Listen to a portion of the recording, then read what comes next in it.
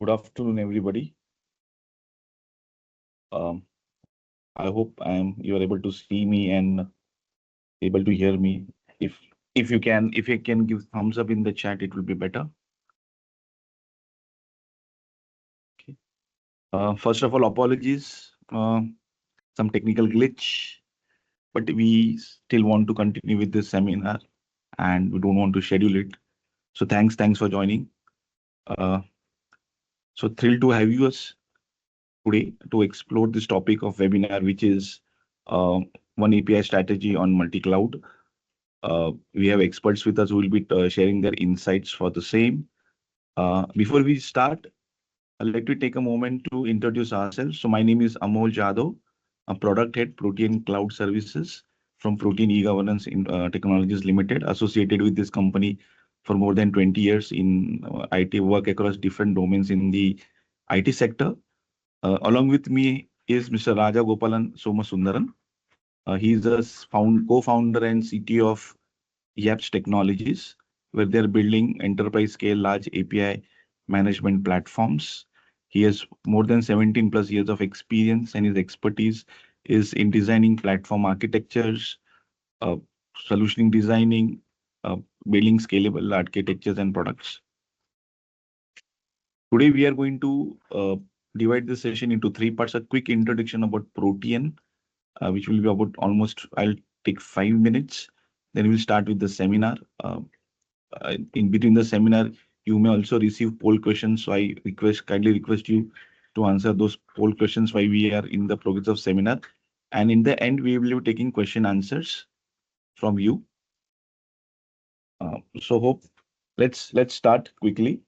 Uh, Quickly introduction of Protean. Uh, Protean, yeah, Protean was established in 1995. Then it was established with the name National Securities Depository Limited.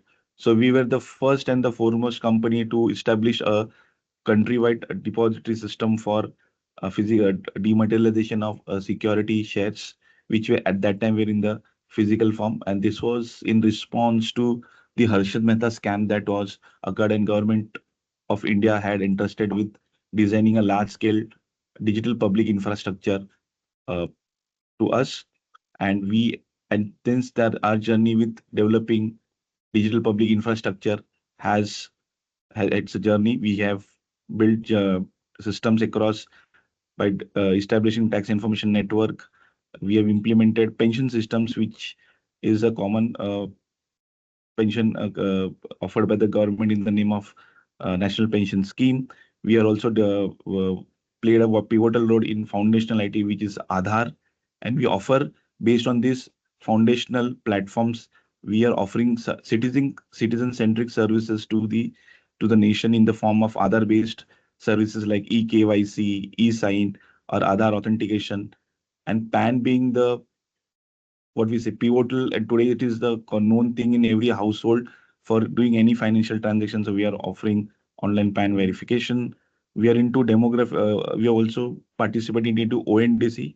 We need we are account aggregator for amongst the few in the country. We offer services across health, education, agriculture, and mobility. Uh, Recently, we have entered into enterprises segment. We are offering cloud and cybersecurity services. So just quickly 2 minutes on this slide, the scale at which we have operated in the past 30 years. Uh, Tax information network that we established. We are the leading PAN issuance system, operating PAN issuance system, and close to we have a market share of about 52%. From a population scale, it is 50 crore PANs that we have issued, which today forms a digitally verifiable identity in any financial transaction, be it opening a bank account or enrolling for any government scheme. And we have done close to 15 billion online PAN verifications. From a social welfare point of view, we are a central record keeping agency for the national pension system, where we are managing all the pension accounts. 8.6 pension subscribers into our entire CRA.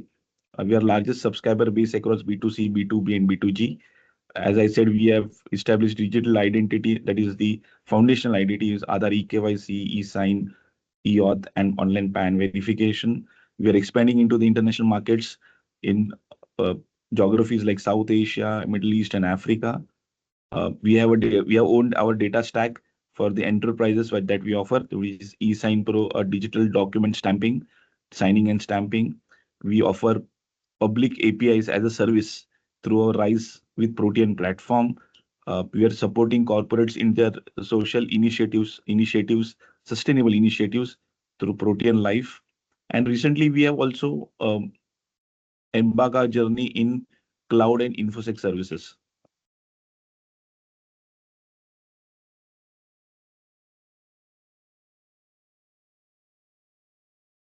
Okay.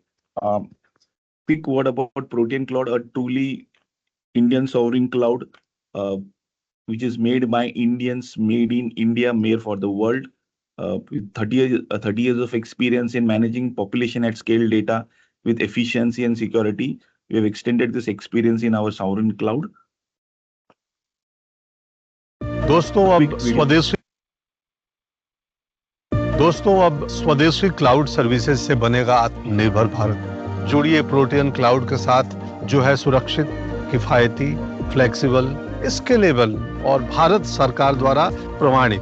Protean cloud, made in India, made for India. Protean, impacting everyone every day. So in fact, we have endorsed by Mr. Modi, beloved by Prime Minister, and he has given the message of Atmanirbhar Bharat and encouraging Made in India concept, and that's what our cloud is all about.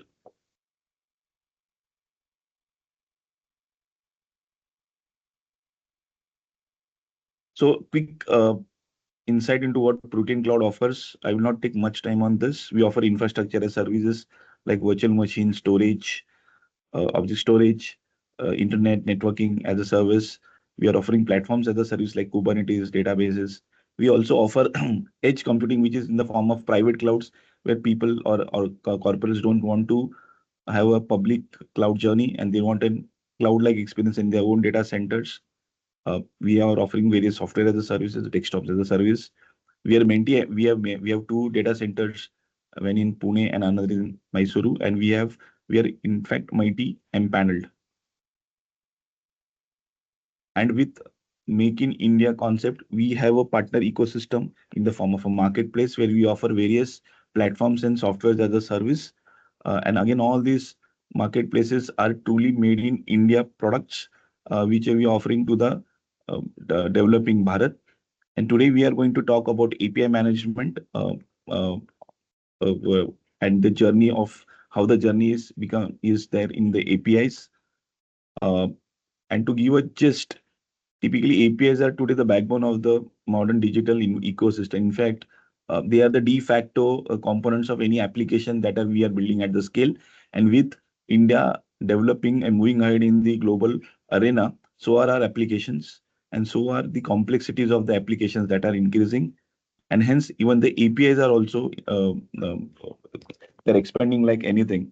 And the real problem arises is how do we manage these APIs from a scalability point of view, from a security point of view, from a manageability point of view, from a governance point of view, and how to make this, and with this, how this every citizen of the nation can access this APIs or application without any hassle.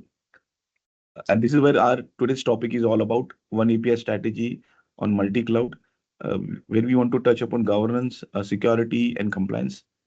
We have invited Mr. Raja, who is a technology evangelist who deals with and has a 17 years of experience in managing the complex ecosystem. And this he'll be sharing his experience today with this. Welcome, Raj, to this board. Happy if you can share your thoughts on this topic. Sure. Thanks, Amol and Proton team for having us in this session. And thanks for the audience who has joined us. Let us not delay it further. Let's quickly get into this webinar topic. So this whole topic about one API strategy for governance, security, compliance across the infrastructure, right? So what is the core objective behind that? right? Kandu, can you please go back to the previous slide? So I just want to set up the stage over here so that we are clear of what we are talking about, right? The core objective behind this webinar is simple: to help senior technology leaders, security and governance leaders regain control of their API ecosystem, which is across on-prem and multiple cloud deployments, right? This is done by replacing a fragmented and reactive controls with a unified and future-ready API governance strategy. So what is the big idea behind this whole concept, right? So today's world, APIs are no longer a technical interface. They are a national asset, a regulatory surface, and a security perimeter, right? The organization that continue to manage APIs as tools will struggle in those set of areas. But those that govern APIs as infrastructure will be able to lead and will be able to overcome those challenges. So this webinar reframes API from just a integration plumbing to a strategic control layer, right? Especially for those environment in where compliance, trust, and sovereignty are non-negotiable, right? So let's get on to the next slide.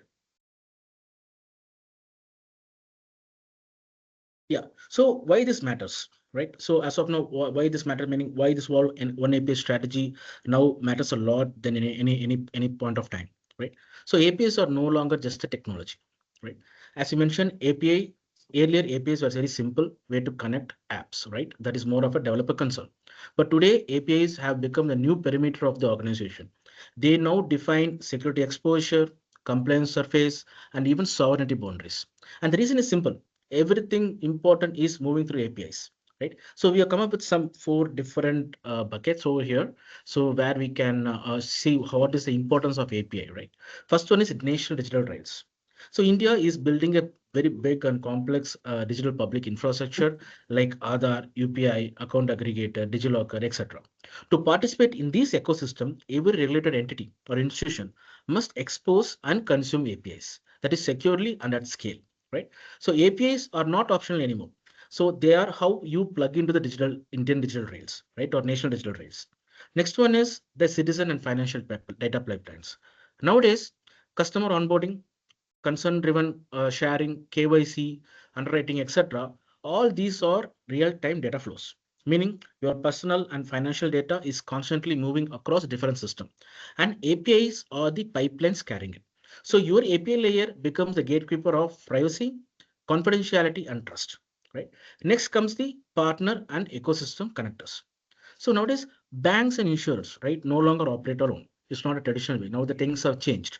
They work with fintechs, payment aggregators, NBFCs, marketplaces, and even internal departments. Whenever each partner is integrated, right, there is association of additional risk as well. That is different security maturity across different partners, unpredictable traffic, onboarding delays. So you need a control way to onboard partners faster without increasing insurance or the risk, right? The fourth part is regulatory control services. Earlier audit were periodic, right? Episodic in nature.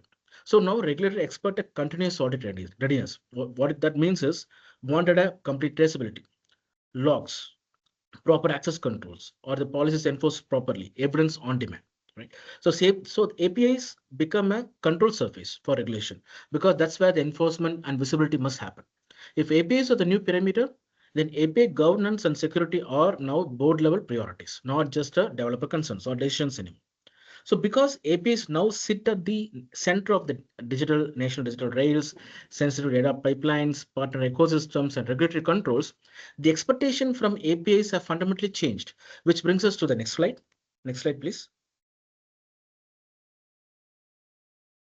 So as we mentioned before, when we speak about APIs, the questions were very simple, right? It boils down to, not boils down to, these are the often repeatable questions. Are your APIs are working? Are they fast and available? Are they secure? Can we pass audits, right? These are still important and relevant, but they are baseline questions. Now these questions pretty much focus on individual API health and mostly from the technology perspective. But today the reality has changed because APIs are now the business backbone, the security perimeter, and a compliance boundary. So the questions has evolved from does it run to do we control it? Okay. So let's look at the new set of reality questions, right? So do we see every API? not just once in the gateway or LBs or all those things, but every API running across departments, legacy apps, clouds, and partner integrations. Because what you can't see, you can't govern it, secure it, and audit it, right? Next one is, do we control who can access what? It is enough to it is not only enough nowadays to secure the network, right? Firewalls at the WAF level. But in API world, the real question is which partner can access which endpoints, which internal app can call which service, and to which data can be exposed under what conditions. So these, whatever we are talking about, are a fine grade access controls, not just authentication authorization on top. Right. Next one is security designed by is security enforced by design or by default? Earlier, security was more like a add-on afterthought process, right? It is kind of added later once it is called develop. But now it has to be a default behavior, kind of policies, default policies, or government policies that needs to be applied consistently, like some kind of traffic controls like rate limiting, throttling, and other security and zero trust posture, right? So because security cannot depend on a best effort by every team, right? It needs to be controlled at the central organization level. Right. Next one is, can we prove compliance instantly? So in a regulated environments, compliance is no longer a yearly event. It is a continuous in process, not episodic. So the question becomes, can we instantly show evidence like who accessed what, at what level they've accessed it, when they have accessed it, what are the policies that are enforced, what are the logs and transaction traces for each and every transactions going to the gateway or to the API, right? Passing audits is not enough. We need audit readiness every day.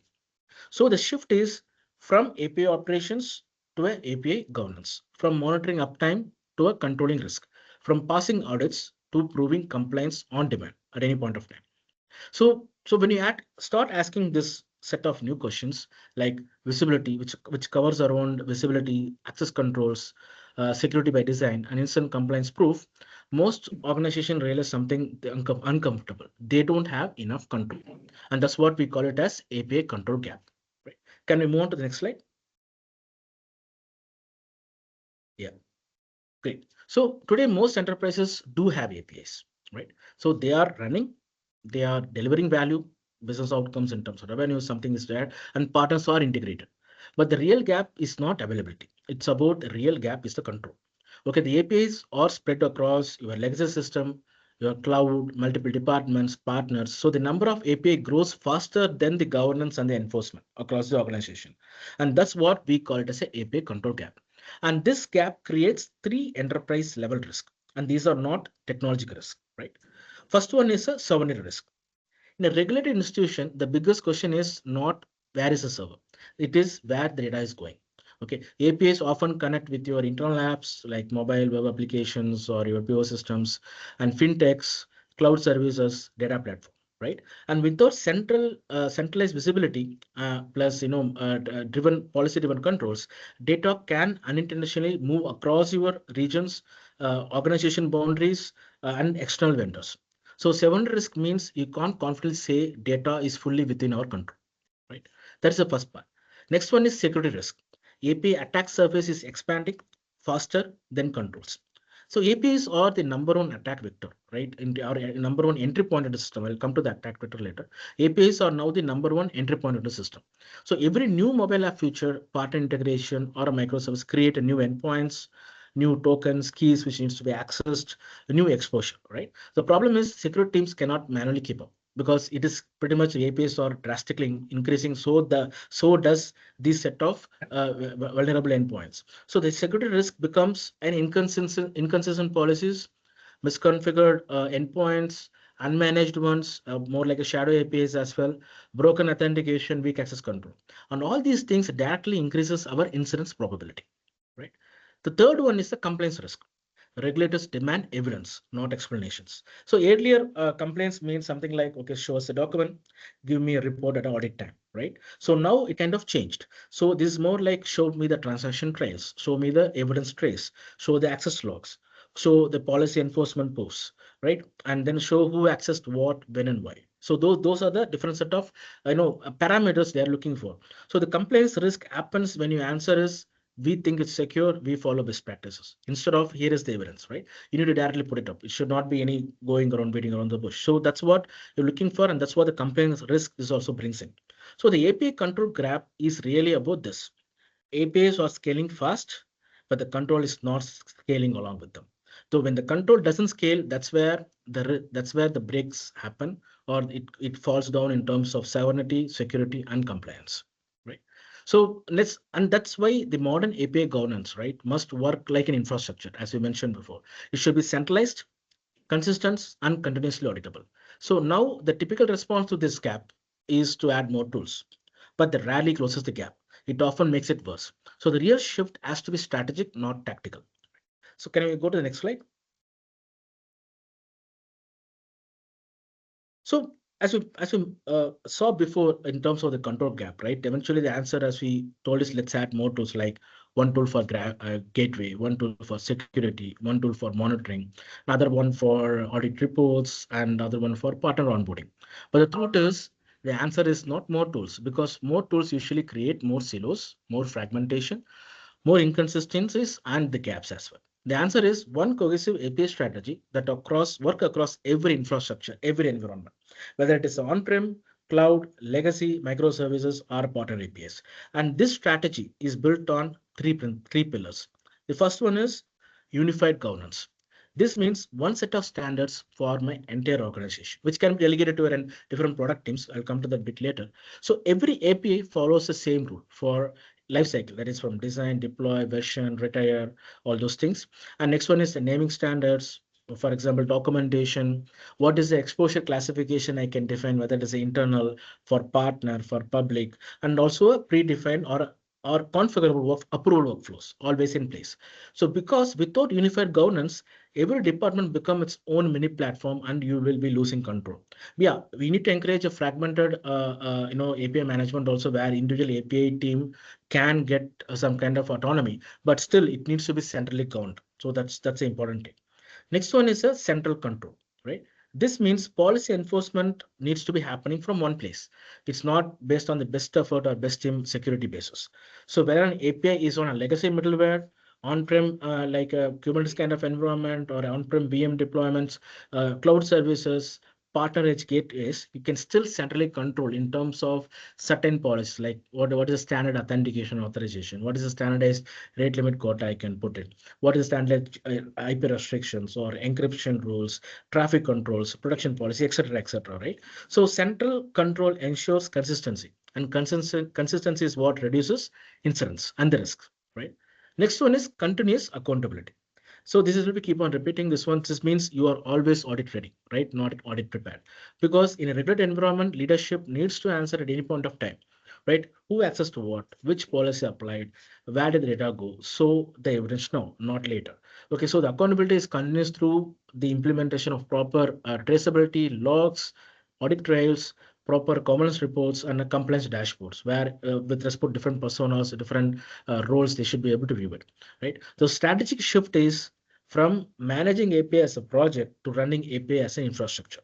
And when you do that, governance becomes scalable, security becomes consistent, compliance becomes, sorry, okay, I saw someone Go ahead, saying, go ahead. yeah, and yeah, so consistency and compliance becomes a probable part. So what happens when we move from tool by tool decision to one cohesive API strategy across environments? The change is very visible in our day-to-day operations, right? Let's go and look what it looks like. Let's go to the next slide. Okay, great. So in a practical approach, right, this is how we'll be seeing a difference. So on the left is how most enterprises operate today, even mature regulated organizations. And on the right is what happens when you implement a one cohesive API strategy. As you must have guessed it is not just a platform change. It is more like a shift in the operating model itself, right? So let's take the first one, from the fragmented tools to a unified control plane. Today, different teams use different tools across the API lifecycle.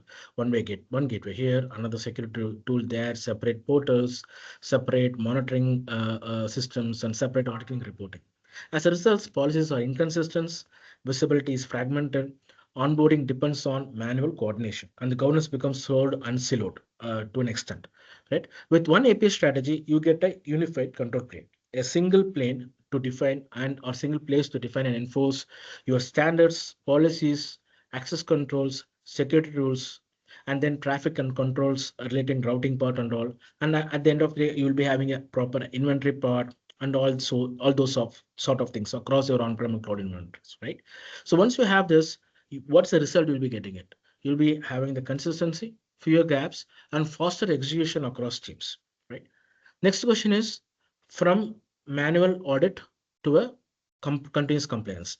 Today, compliance is often audit system work, as we kind of mentioned it before.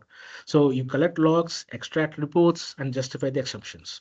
But with one strategy, compliance becomes a continuous process.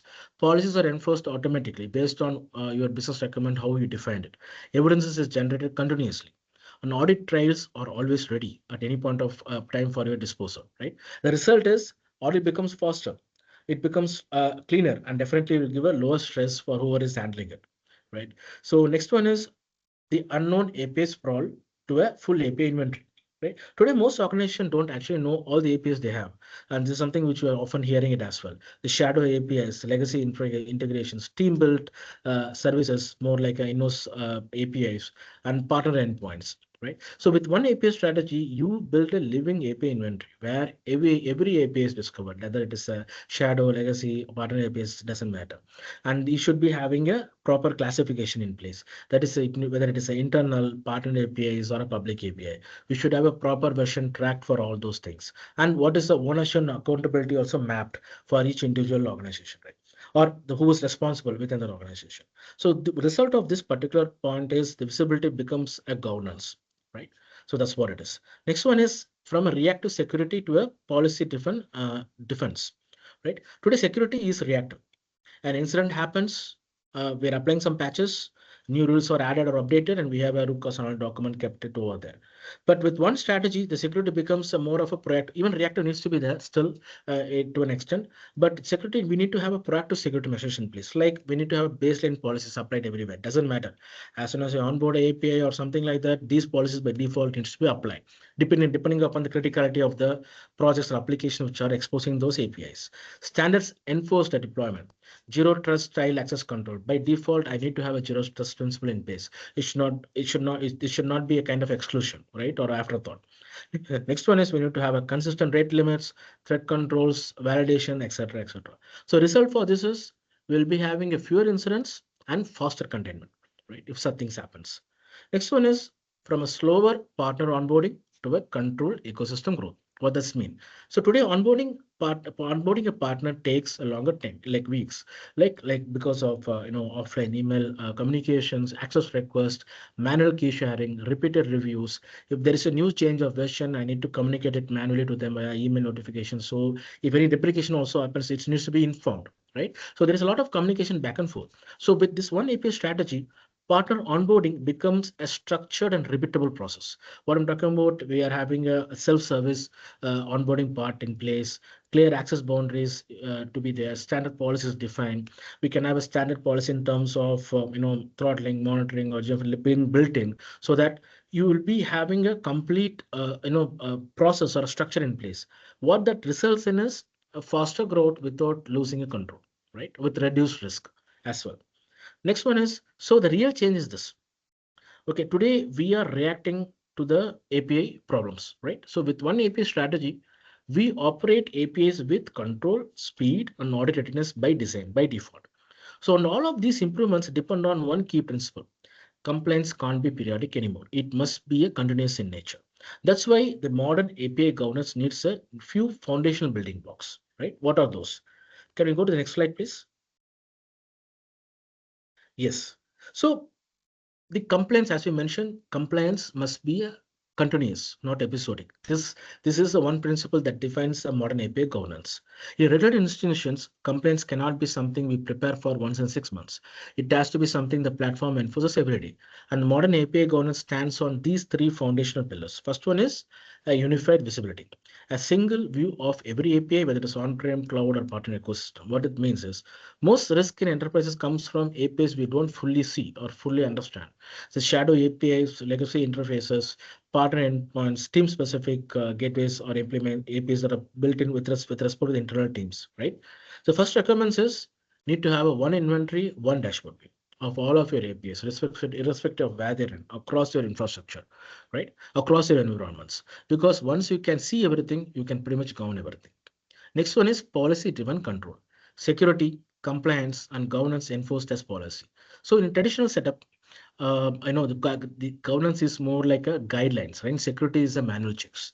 So in the modern approach is what we're looking at is convert rules into a enforceable policies, such as proper standard authentication, standards defined as a policies, access controls, who can call what, and in terms of throttling, rate limiting, encryption requirements, data exposure rules, and then logging and retention rules. So these are kind of a standardized one which we can define it, and then it can be applied across the organization. So instead of relying on every team's best efforts, enforcement becomes a consistent across the organization, right? Next one is lifecycle governance. So governance across the full API cycle is not just a runtime, right?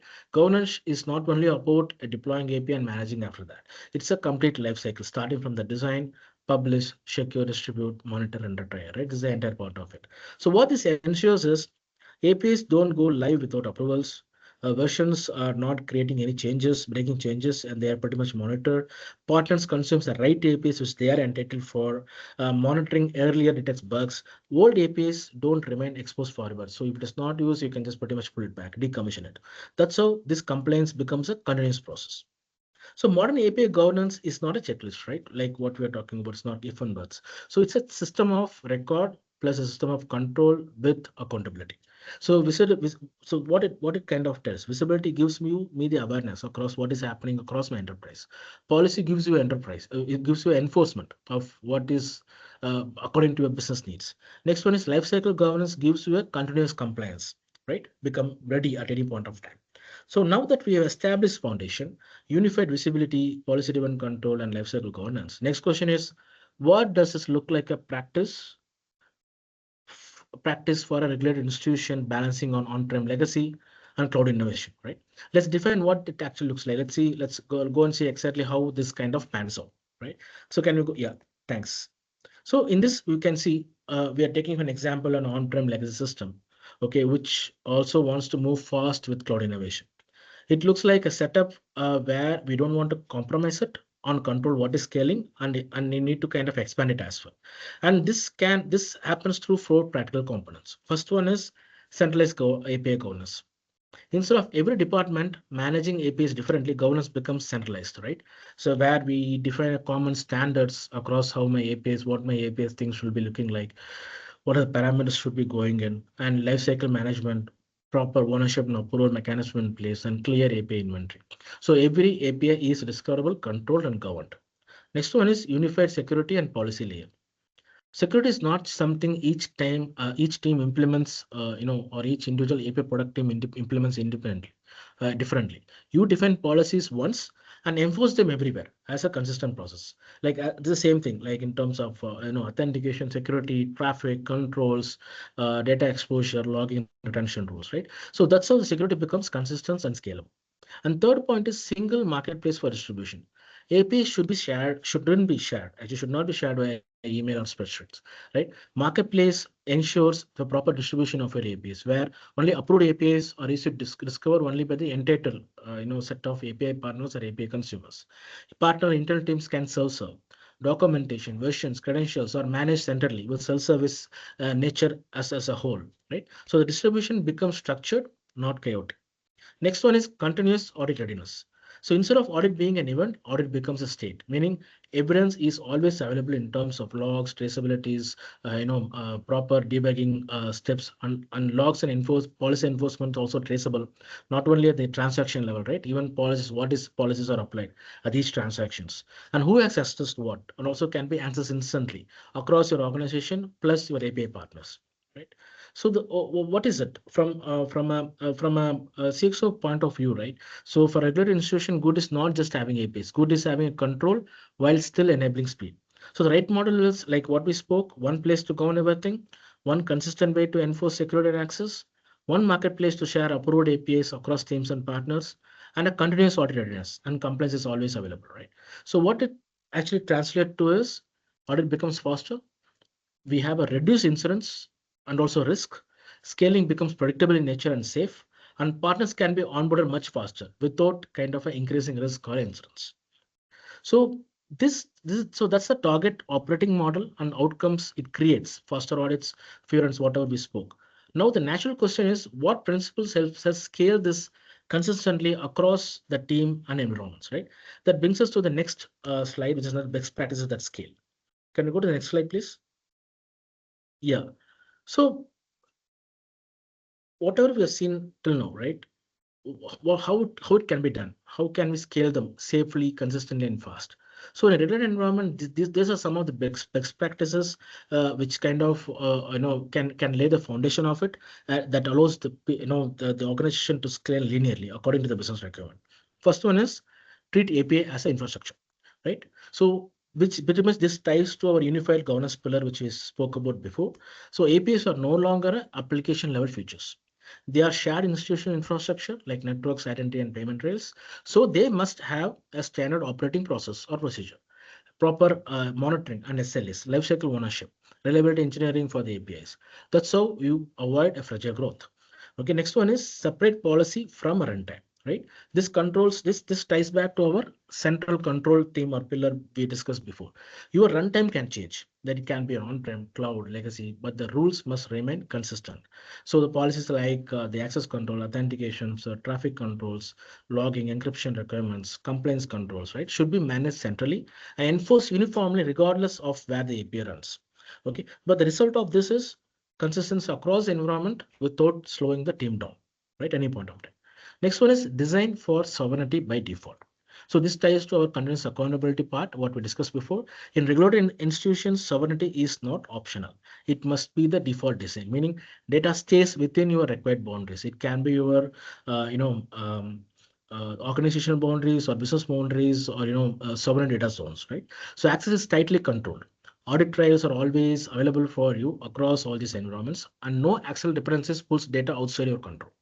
And this reduces regulatory exposures and build trust with the leadership. Right. Next one is build governance that enables speed.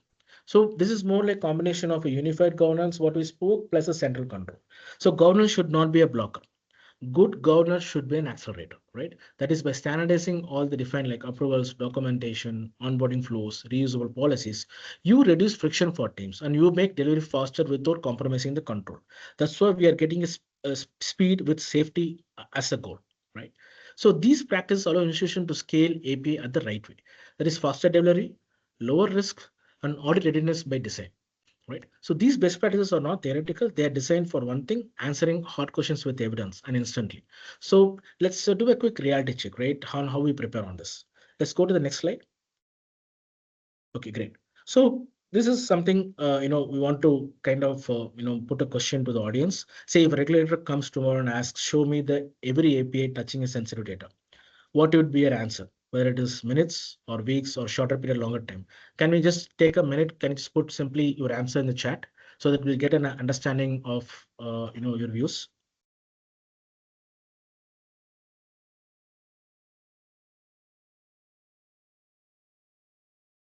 Okay, got it. Perfect.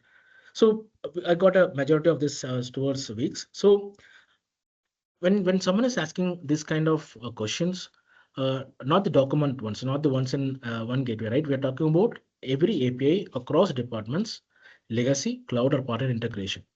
So then they ask the next question is, once you told, okay, I can get in weeks, then next question probably will be, what are the data it exposed? Where, who can access it? What are the controls are applied on top of it? So where are the logs and evidence for this? So if the answer for this question is weeks, right? That means there is a manual discovery involved. We are talking about some spreadsheet, chasing owners, inconsistent logs where I need to standardize it, normalize it, and there is high regulatory risk. If it's a shorter period, that means you already have a proper AP inventory in place.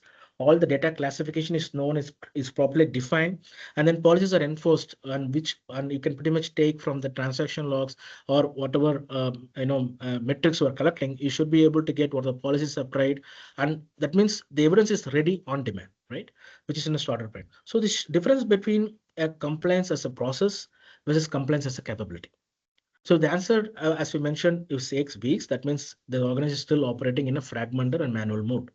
We want to go towards a faster, shorter time period, turnaround time, where we can get all these things in one place and it can be immediately shared on demand whenever someone is asking. And it's a continuous in process. Okay, so based on this, as a close, we here are the three executive takeaways which we are going to discuss. Let's go to the next slide. Yeah. So first one is, okay, compliance. As you mentioned, pretty much this kind of repetitive line which is coming across all the slides is compliance must be a continuous, not episodic, right? So first one is one strategy beats many tools. Most enterprises didn't fail because they lacked tools. They failed because they had too many disconnected tools. Fragmentation creates inconsistent policies, blind spots, slow audits, and higher risk. A single API strategy restores control by creating a unified governance along with the consistent enforcement across your environments or infrastructure. Next one is governance is a design decision. Actually, it's not an afterthought, it's a design decision. It's by default. So it cannot be added later. So once, for example, during peak traffic, during urgent releases, during partner onboarding, during incident, if these governance are not taken into account, pretty much it will create a lot pressure and will pretty much break, right? So the governance must be designed into the platform where security and compliance is the default behavior. Next one is control enables ease, right? Or scale, and or you can say the linear scale. We can talk about like that. The purpose of governance is not restriction; it's more of enablement. When control is strong, team moves faster, partners onboard quicker, invest scales safely. An audit also becomes very easier and very transparent. This results is speed with confidence, not speed with risk, right? So the message is very simple. The unified strategy creates governance by design, and that controls is what enables you to scale and innovate also faster, right? So, and this is what exactly, and so the whole point, or you can say a summary of this is continuous compliance, consistent control, and faster innovation with one API strategy. We reduce risk and scale confidently, right? So that's the overall theme of it, and this is where exactly Yaps comes into picture. Can we go to the next slide? So yeah, before I'll come to that. So this is more like a closing section. So the future is not cloud or on-prem, right? Definitely it will be hybrid in nature. So it's all about how we are having a cohesive API strategy where we can have a proper sovereignty, security, and compliance in place across my infrastructure, right? So great. Can you go to the next slide? So to kind of boil it up, right? This is where our platform Yaps comes into picture. So Yaps is built to enable this one API strategy journey, delivering the foundation. So delivering the foundation today with Protean Cloud as a partner and evolving into complete modern API governance or model with that we outlined before, right? So we are building towards this model and already we are having a foundation today with all the major components. So everything we discussed so far is what modern API governance needs to look like in a regulated institutions. Unified visibility, policy-driven control, lifecycle governance, and continuous audit readiness. Now the key question is, how do we get there practically, right? Especially in an environment where you have on-premise realities, regulatory constraints, and partner ecosystems and hybrid environment as well, right? So Yaps is our control plane vision, what we spoke about, for managing the API lifecycle end-to-end and across environment in a way that enables governance and speed together, right? So today Yaps is already delivers the core foundational blocks like API onboarding, lifecycle management, standardization, centralization management, control publishing and distribution, effective high performance gateways and governance-led workflows for enterprise use. And from here, the roadmap is very clear. We extend this foundation, what we already built, towards what we discussed before, one API strategy, like unified visibility, stronger policy enforcement, and continuous compliance evidence, evolving into a complete one API strategy model or a platform, like as we described above. So we are not positioning this as a day one, everything from day one, but we are positioning it as a scalable journey, and the platform grows into the full modern governance vision. And yeah, and to put a end note, and this is how we move from a fragmented API management to a unified strategy without disrupting your existing system, right? So let me just quickly, can you just go to the next slide, Kandap? So this is a overall, view of overall key features or the foundation blocks currently we are having it. So you can put it in a different buckets. private API marketplace, or it can be external internal lifecycle management, monitoring analytics, API gateway, and a developer engine, right? So instead of going through each one of them, we have a short video because it will be pretty much monotonous by explaining the features. Let me quickly show the video so that it will be easy for you guys for your here as well, right? Let's play this.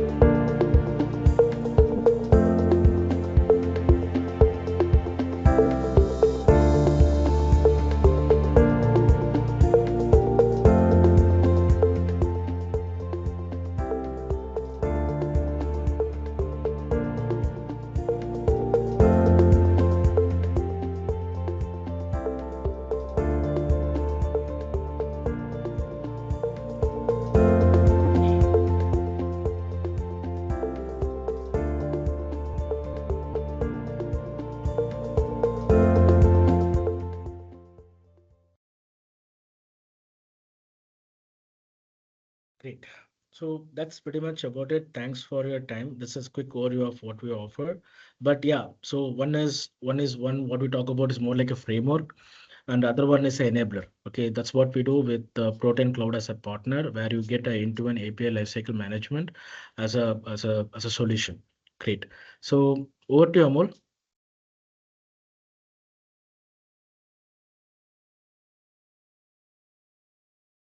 Amol, I think you are on mute. Yes. Yeah. Oh, yeah. Thank you, Raji. It was really a valuable insights through your session, and I'm sure audience must also have found the same enriching. Uh, let's take question answers from the audience, and in fact, we have received one question from Mr. Prashant Pandey. See, towards this YAPS as a solution is towards more like an API gateway, even custom-based development or new applications. We were targeting SaaS as a product.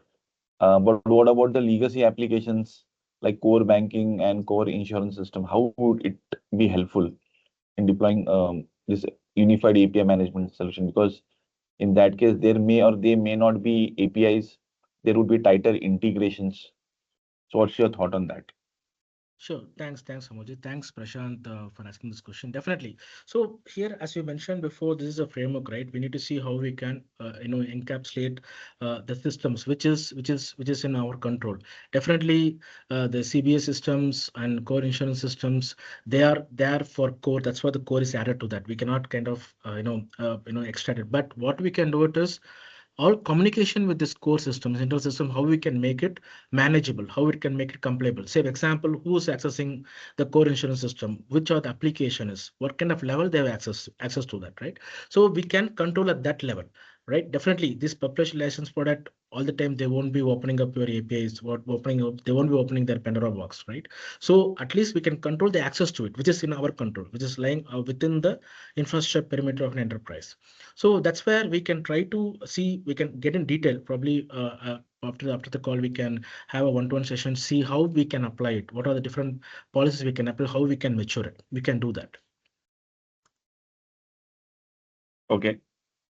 And one question I'm trying to put myself in a CTO's shoes, and see, we are talking all about APIs and API lifecycle management, and generally APIs have three stages: publish, distribute, and retire. So, how are you aligned to the compliances by various regulators today? In fact, compliance was one of the main aspect that you focused on today.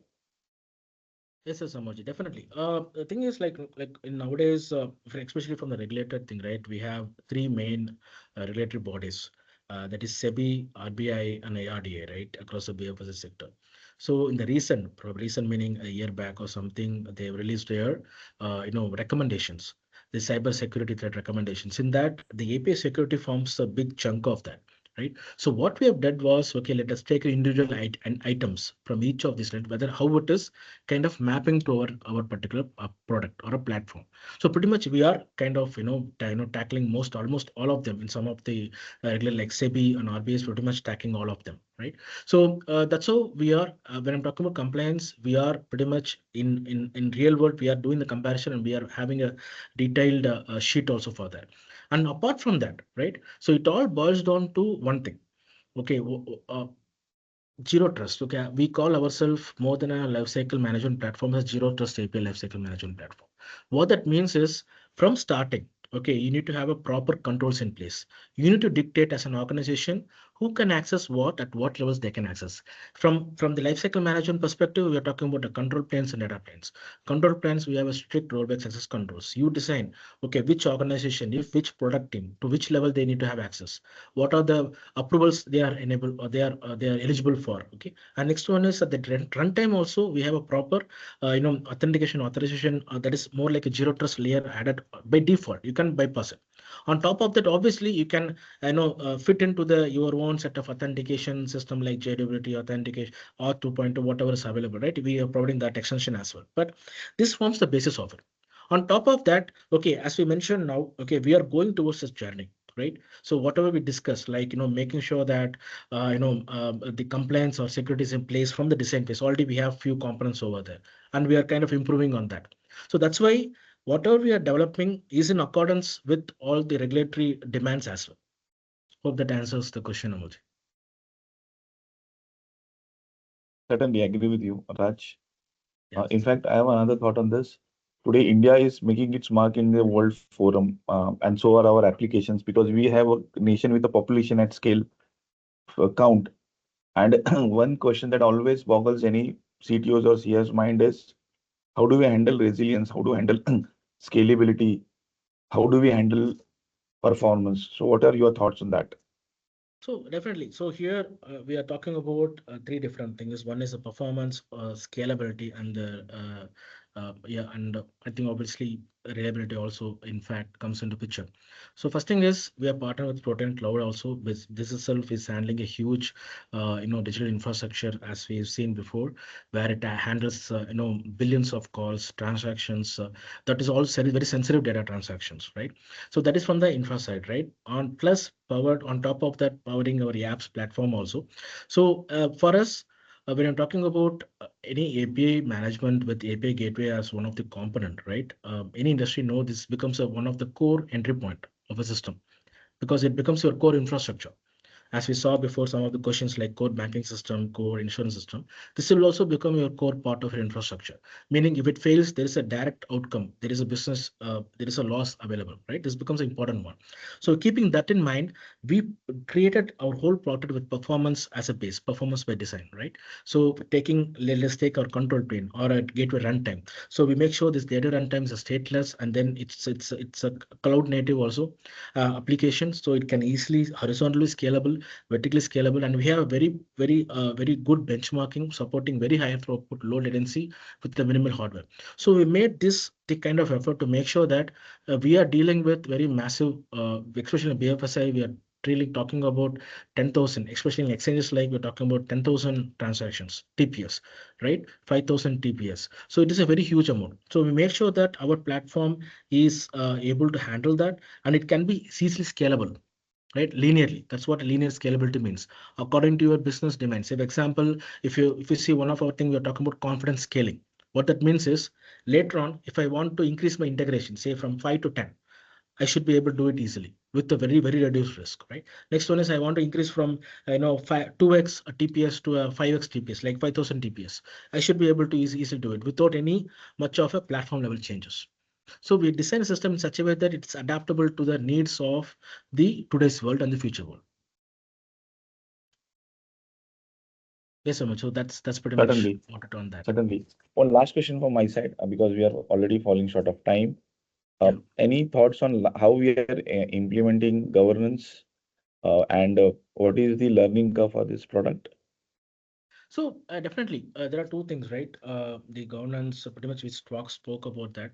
I'll come to that a bit, but the second part, okay, in terms of the learning curve. So any product involves learning curve, definitely. So what we have done was, since we are we are flexible, and nimble enough to get the feedback from the different stakeholders, and we make sure that our platform is having a better user experience and a developer experience across, right? So at the end of the day, I need to have a proper from any person. If you see all of our conversation, we are talking about how easily people able to get the information what they wanted, depending upon the personas. If I'm a CXO, I'm a developer, I'm a product manager, or I'm a lead who in the API platform world.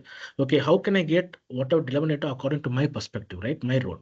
So that's the basis of our platform also. So we make sure that whatever relevant data, what you want to see, you can pretty much view it, right?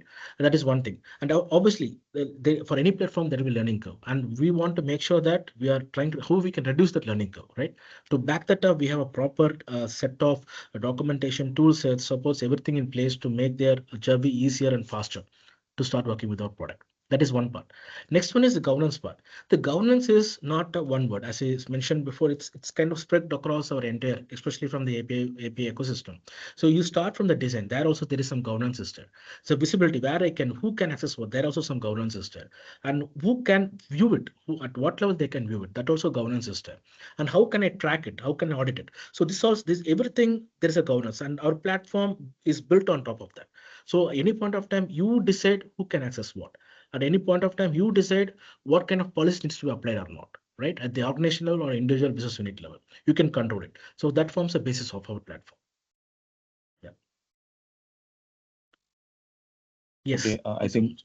thanks, Raj. I think it's already 1:30 and it's lunchtime. So thanks, Raj. Thanks for joining this call. Thank you, participants, for joining this insightful session. Prashantji will get back to you on one-to-one call about and to understand really about your requirements. Again, thank you. Thank you, gentlemen and ladies and gentlemen. Thank you for the call. Yeah. Thank you all. Thank you for your time. Yeah. Bye bye. Thank you. Bye.